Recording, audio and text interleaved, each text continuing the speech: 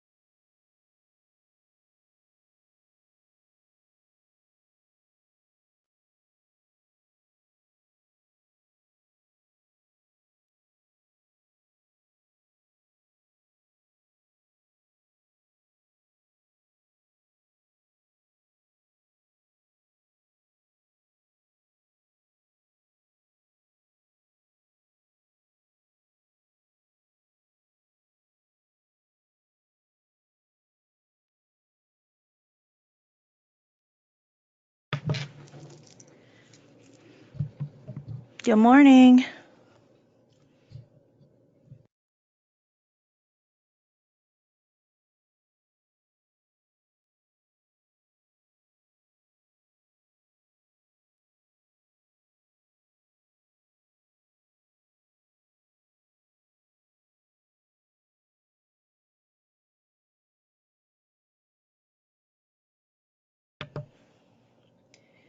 Good morning, everyone. Welcome to Webinar Wednesday. I am your host. My name is Kia, and I want to thank you for joining us. Today's speaker will be Dr. Ali Al-Himari, and he's going to share insight about common sleep disorders, how to get better sleep by implementing good sleep hygiene, and how to identify any underlying sleep disorders.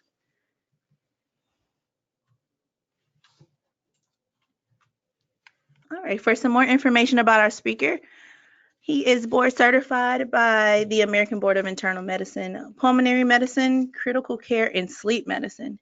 His professional associations include being a member of the American College of Chest Physicians, American Academy of Sleep Medicine, and the American Professional Sleep Society. Dr. Al-Himari has joined Kelsey or been a physician with Kelsey since October 2002, and he currently practices at our main campus clinic location, our sleep center, and the Woodlands Clinic. As a reminder, we will be taking any questions at the end of the presentation. If a question happens to pop up, just type it in your question box and we will do our best to address it at the end of the presentation. With all of that being said, I will now turn it over to Dr. Al-Himari. Hello, good afternoon. That picture is when I was younger, so I'm a little older now. Thank you for attending this webinar about sleep.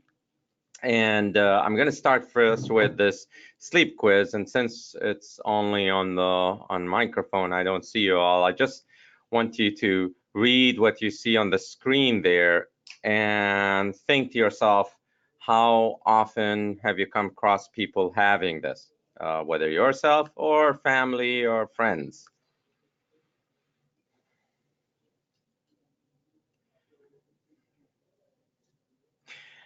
Now, I would think from research and literature that many of you have either experienced some of those symptoms or have knowledge of somebody else that have it, because they're common.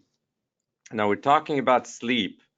And sleep is a thing that we do about 1/3 of our lives. It is an active process. It's when we go to bed, it's not that we are shutting down. Neither does our body shut down, nor does our brain do so. It is active. However, the activity of the brain is not as intense as when we are awake, except in one of the stages of sleep. It's called REM sleep, rapid eye movement sleep. And I'll come to that in a little bit. But during night, our body is still producing hormones. Our heart is reacting to those hormones, and so does a large amount of the organs. And you know very much that people take melatonin to go to sleep, and melatonin is actually a hormone produced by our brain at night.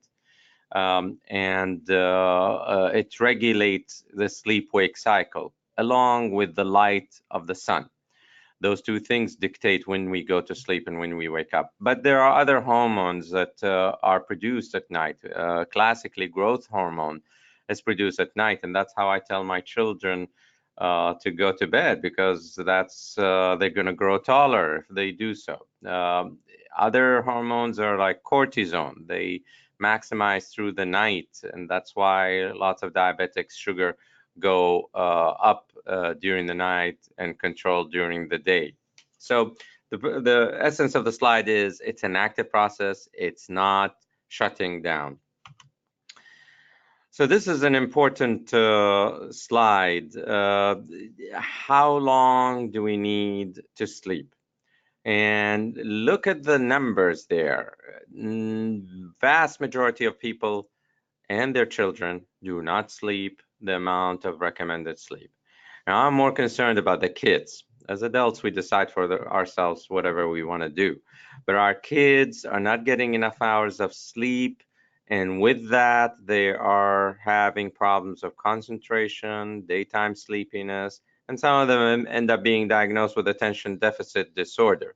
Actually, not enough hours of sleep or insufficient amount of sleep is the most common sleep problem all around, because we limit the amount of sleep. Now, as adults, the 7.5 to 8 hours of sleep recommended is by opinion of experts in sleep. There is no research study to prove that. So if you tell me, Doc, I sleep 5 hours and I'm fine, I can function, I'm not sleepy, I'd say that's fine.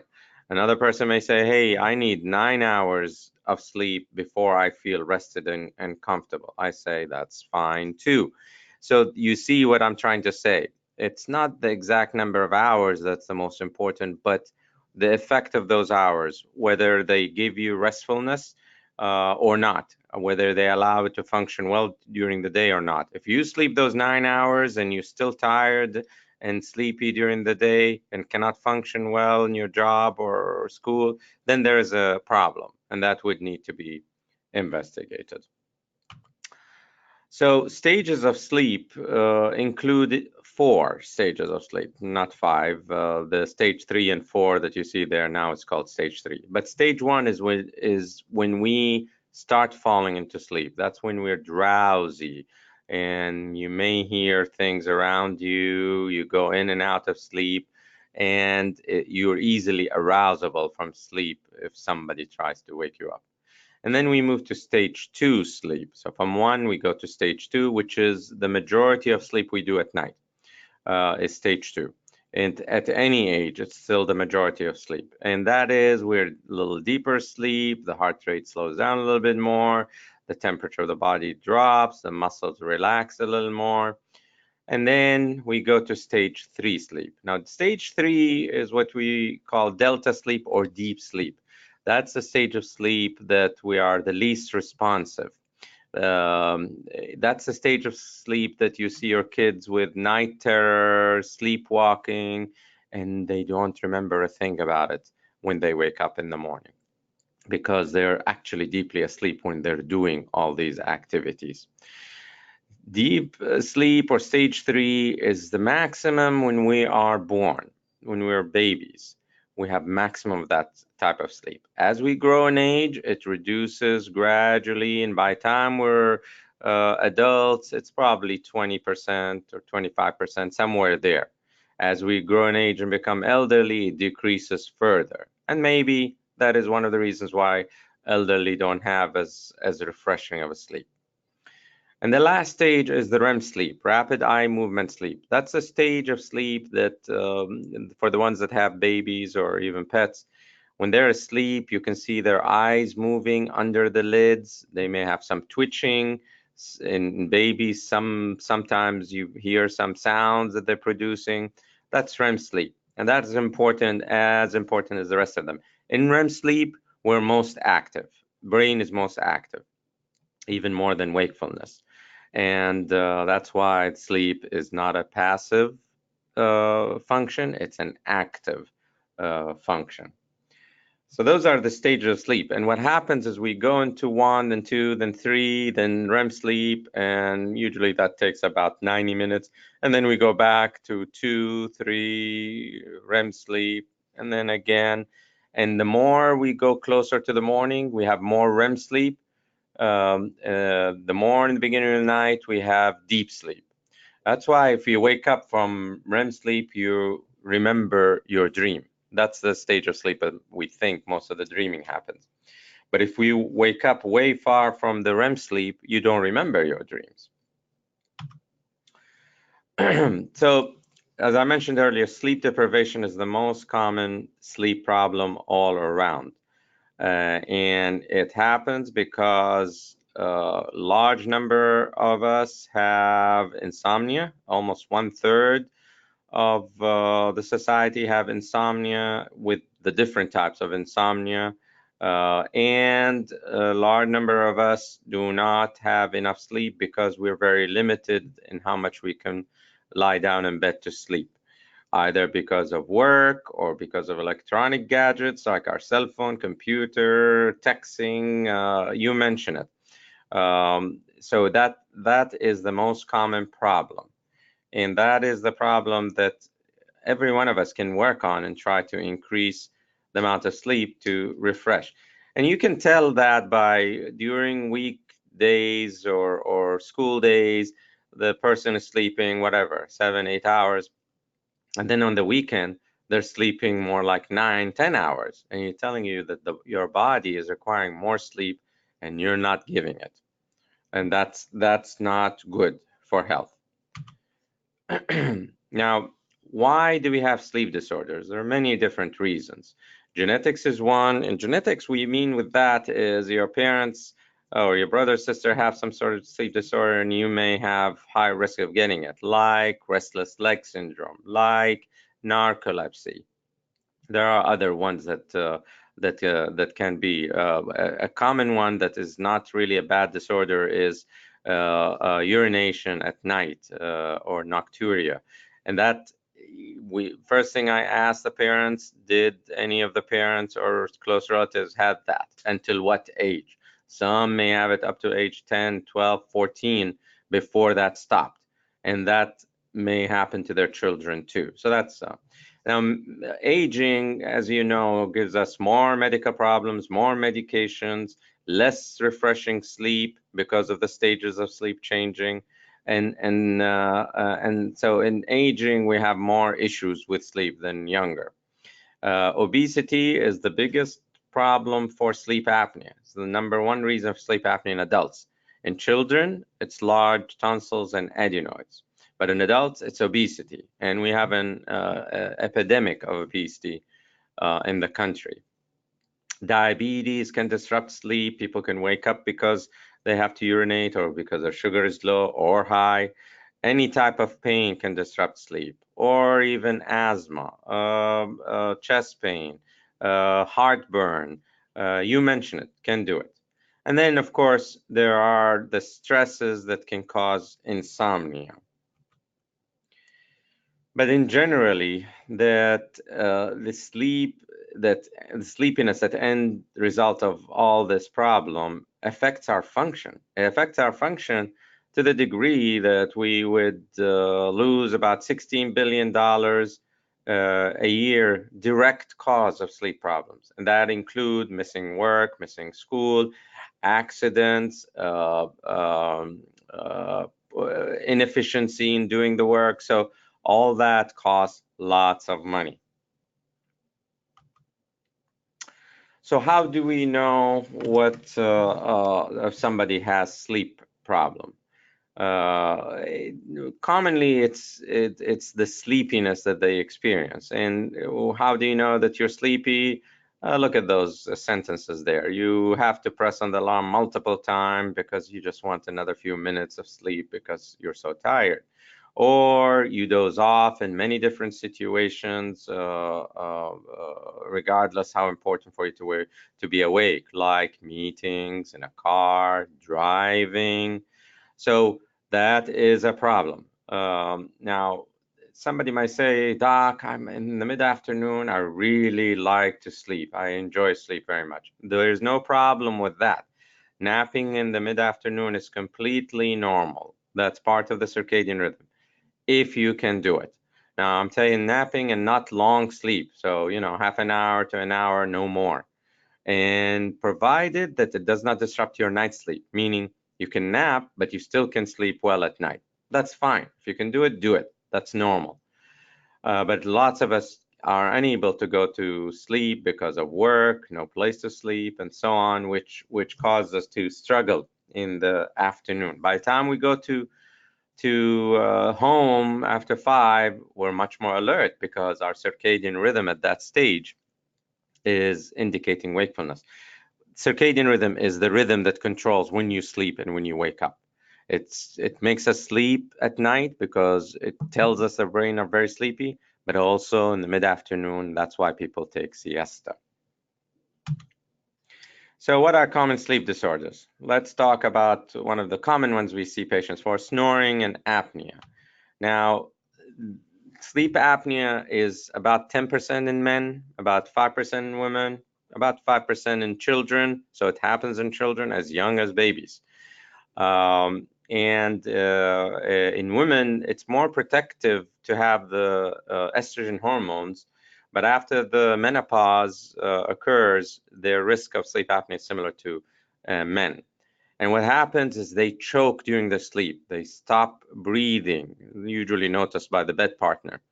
And it can cause many different problems like high blood pressure, stroke, heart failure, heart attack, depression, memory problems, sexual problems in men. So all those increase depending on the severity of sleep apnea, and it is common. Now, the number one cause, as I mentioned earlier, obesity. Though there are some thin people that have it, and there's other reasons for that, but think obesity. And what do we do to treat those? You see this device in the picture, which what's called the CPAP. It's a mask attached to a machine on the table there that pushes air. Basically, it's an air pump to keep the throat open, that it does not collapse. And that is the main therapy, and people feel rested and awake. How do we know somebody has sleep apnea? We do sleep studies, either in the lab if we feel that would be more appropriate, or now more commonly at home. Patient pick up the device, go home, use it, comes back, and we download the device and see if they have sleep apnea or not. There are other therapeutic intervention for sleep apnea, similar to that second picture there, what we call mandibular device, which pushes the lower jaw forward and allow for us to breathe easier, open up the throat basically. There are surgeries used for sleep apnea. I'm not really very hot on surgeries because they're not an exact science, and the vast majority are usually treated with CPAP. Now, let me go back to the other disorder, insomnia, very common, but 1/3 of us would have insomnia at one stage. Now, insomnia could be normal if it happens because you've had an event in your life, like marriage, divorce, death in the family, new house, new job, exam next day. That is normal reaction. That's called adjustment insomnia. But it is when the insomnia continues after 6 weeks, still have trouble falling asleep, or trouble maintaining sleep. The most common reasons for those are stress, anxiety, and psychological issues, or an event in one's life where they started doing the wrong thing to respond to that insomnia, and then it became entrenched in their brain. What are the wrong things? Patient starts watching TV or read in bed to try to fall asleep, start taking medications over the counter continuously, alcohol to put people to sleep. They drink lots of caffeine during the day. They try to lie in bed for long hours, though they're not asleep. Well, that doesn't work, and it will only worsen the situation. So all that is poor sleep hygiene, and that's a problem that we coach the people against and tell them what's appropriate sleep hygiene, which I'll come to in the last few slides. And we do use medications, but it's in the hope of being temporary only until we get them in a regular sleep-wake cycle, and then we take off the medications. Narcolepsy is stuff that you diagnose first usually in teenage years, where they're sleepy all the time despite how long they sleep. They don't have sleep apnea, they're not snoring, but they're sleepy. Some of them would have something called cataplexy, which is when they're in an emotional situation, whether it's a very happy situation, somebody threw a joke, they feel their muscles weakening. They may drop to the floor, or their arms are dropping, or their jaws dropping. That's called cataplexy. They may have sleep paralysis, meaning waking up in the middle of the night, not able to move except their eyes and breathing is working, and it lasts for a minute or so, and they feel terrified initially. That can happen in narcolepsy. At times they have vivid dreams that happens when they're going to bed, as if they think it was reality, like they feel they're floating over their bed, or they were pretty sure that somebody was in the room there, and they can't believe that it was just a dream.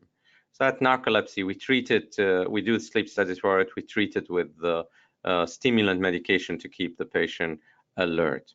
Restless leg, by the time you become 80 years of age, 20% of us would have restless leg, which is uncomfortable sensation in the legs when we're trying to go to bed in the evening, or even sitting watching TV, not moving the legs in the evening. Remember, I'm saying evening. It's an evening and early night symptom. And you keep having to move the legs or rub it, or sometimes you get up and walk on it because it's uncomfortable. Could be burning, could be electric sensation, could be ants crawling under the skin feeling, many different ones. Now this is treatable, and the patient has to talk to the doctor. We do some tests, but then we treat. There are many reasons for it. The most common is genetic, but caffeine worsens it. Antihistamines like Benadryl, Allegra, and all those worsen it. Some medical problems like renal disease, kidney disease worsen it. Rheumatological disease worsen it. In pregnancy, women have worse restless leg than after they give birth. So it is treatable, but you need to talk to your doctor. Now, other interesting illnesses would include the sleepwalking in kids or sleep terror. And by the way, with your kids with sleepwalking and terror, just don't wake them up. Let them finish the episode. Just guide them back to their room and to their bed, and they fall back asleep. They don't remember a thing because they were still asleep when they were doing this. Okay, so what is sleep hygiene? And I'll finish with the sleep hygiene. So you need relaxing routine. Now, some people take warm bath or shower in the evening. Some people do quiet activities like watching TV or listening to music or maybe reading a book. Do all that outside your bed. Don't do it in bed. And then when you go to bed because you're sleepy, not because your bed partner wants to go to bed and you're fully awake. That doesn't work. Lying in bed for a long time, not asleep, is bad. It teaches your brain bad sleep hygiene. And when you go to bed, the thing I suggest to folks is run a movie in your brain of something you enjoy, whether it's a movie you've seen, a trip you've taken, a book that you read, or even a fantasy that you have that you feel will make you feel more comfortable. You have to push away the other thoughts that keeps you alert, like problems that happen with the family, issues at work, all that. You have to push it away. Being in bed is not the time to think and reason those problems. Get up at the regular time every day. So the brain likes for us to get up at the same time so that it doesn't like us to wake up different times because it's the weekend or it's a vacation, or like, it does not in people with insomnia. So regulate that part. Now, limit the caffeine. Don't take much after the lunch hour. Alcohol, don't use it for sleep. That is a slippery problem, and you end up being with alcohol dependency and more issues. Some people with large meals have problems, so try not to do that. Now, the other thing I advise people, exercise. Exercise early in the evening, away from bedtime, so that your body is tired by the time you go to bed. That is important. And most importantly, leave the bed for sleep, not for any of those other functions that people unfortunately do. In my opinion, TV does not fit in a bedroom, not a kid, not an adult bedroom. It's not meant to be there. So you see here, exercise, whatever exercise you enjoy, regular sleep-wake cycle we talked about. If you have insomnia and difficulty falling asleep at night, do not nap. If you do not have insomnia, by all means, nap like siesta, which is fine.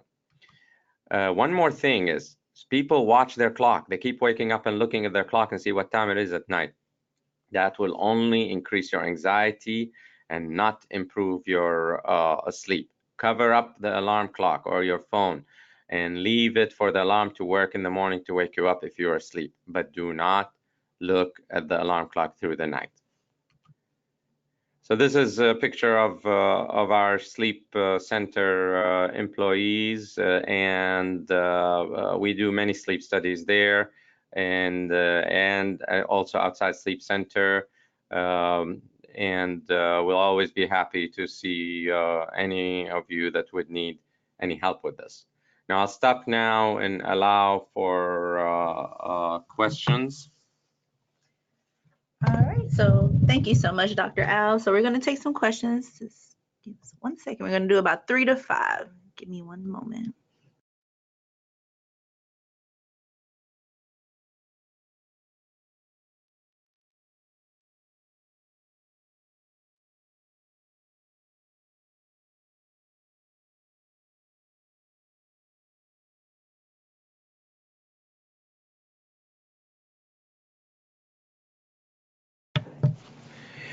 Okay, let's go through some of the questions. Is there a particular type of bed that you recommend? No.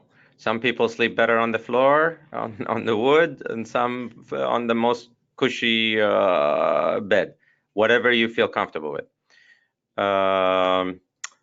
Is there a particular type of bed sheets? Again, the same thing. What your level of comfort with sheets or mattress? What does blood pressure, why does blood pressure increase so much when we sleep? It increases if you have sleep apnea. It actually lowers if you're not. Usually the blood pressure drop during sleep, but if you have sleep apnea, it increase actually because the sleep apnea causes the pressure to shoot up when you're stopping breathing. How do you qualify for home study? Talk to your primary physician or come see one of us sleep doctors, and we'll be able to guide you according to the symptoms. How do you break the cycle of kids watching TV late into the night for summer break? As a parent, I would say is start early and prevent this from happening even when they're younger, because once you get them used to it, then it's like their sleeping medication. But firmness between the parents of that is not going to happen. I would say remove the TV out of their room. I'm passionate about kids with problem because unfortunately they don't know better. Same thing for their iPads and phones and all that. That should not be around them in bed. You mentioned kids sleepwalking, not waking them. Is that normal for kids to go through? Yes, and usually by age 14, they would have, most of them would not have that anymore. If it persists, then we need to see the patients and check for issues.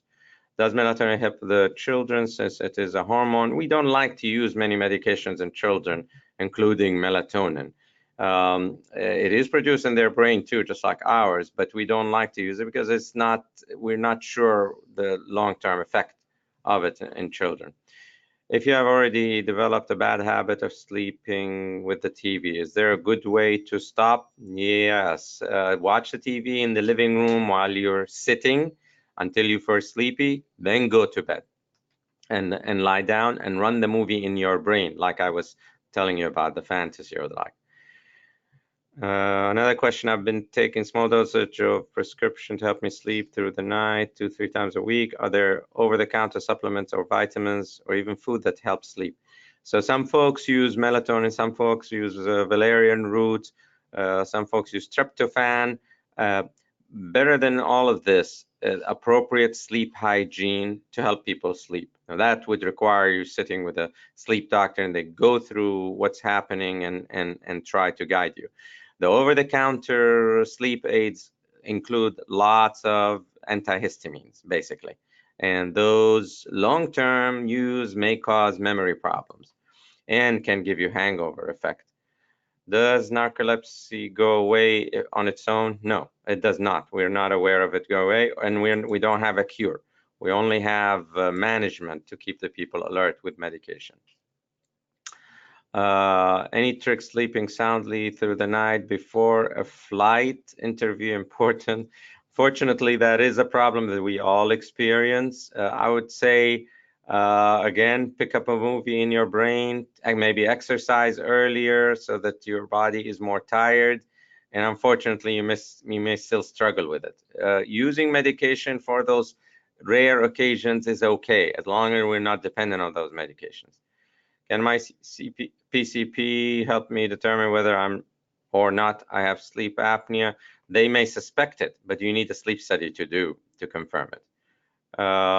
If it is not too late to ask a question, what is the cause of getting hot at night if the body temperature is supposed to cool? Hormonal problems can do that, but menopause can do that, but also some sleep disorders, especially sleep apnea, can do that. I'm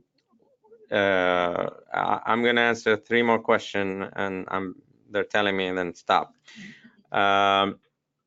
What is the difference between CPAP machine and the mouthpiece? Mouthpiece is not attached to anything. Mouthpiece is almost like a teeth guard, fits on your lower jaw and upper jaw teeth, and it has a spring between the two, and it pushes the jaw forward, a spring basically, that pushes the lower jaw forward, so it opens the back of the throat. The CPAP itself is an air pump that pushes air into the throat to keep the throat open so it doesn't collapse. What do you suggest if you wake up in the night, cannot go back to sleep? Very good question. Get out of the bed, go to the living room, boring activity like maybe reading, boring reading, not technical, no TV, not internet, until you feel you're sleepy again, then go back to bed. Don't stay in bed awake for a long time. I'd say not more than half an hour by estimation, because remember I told you, cover up the alarm clock and the phone. Don't look at the timing at night. And the last question, what do you suggest if you wake up in the night? Well, I answered that. For people, last question, for people that work 3rd shift or overnight, what do you recommend to combat against irregular sleep schedule, cycle, weekend? Very difficult problem. First, I feel for you, the ones that work at night, because it does mess up the sleep-wake cycle. But the easiest thing for those folks, if they work night shifts, that when they're off, they need to stay awake at night and sleep during the day. That's the easiest thing on the brain. But if you say, no, I can't do that, I have my family and function and all that and shopping, then you have to do it very gradually. But most shift schedules do not allow for gradual shifting of the sleep cycle from night to day. Unfortunately, it's like 1 week night and then maybe 2 days off and then daytime. The brain cannot accommodate this. Your brain will not be able to accommodate this. We have patients that we end up starting using sleep medications for them to go to bed and then stimulant medication to go to work, which is a problem. There is no cure for this problem, unfortunately, but talking to your doctor may go through other non-medication ways of helping. Now, I thank you all for listening to this webinar. I'm sorry I couldn't answer all the other questions. I see plenty of other questions there. And do seek attention from your doctor, primary physician, or sleep doctor if you have problems. We'll be happy to help you with that. Thank you all. All right, thank you again, Dr. Al, for that presentation. This concludes our webinar. I want to especially thank Dr. Al for an incredible job today. I also want to thank you all for joining us this month. Please make sure to register for next month's webinar if you haven't already. And we'll see you guys next month. Thanks.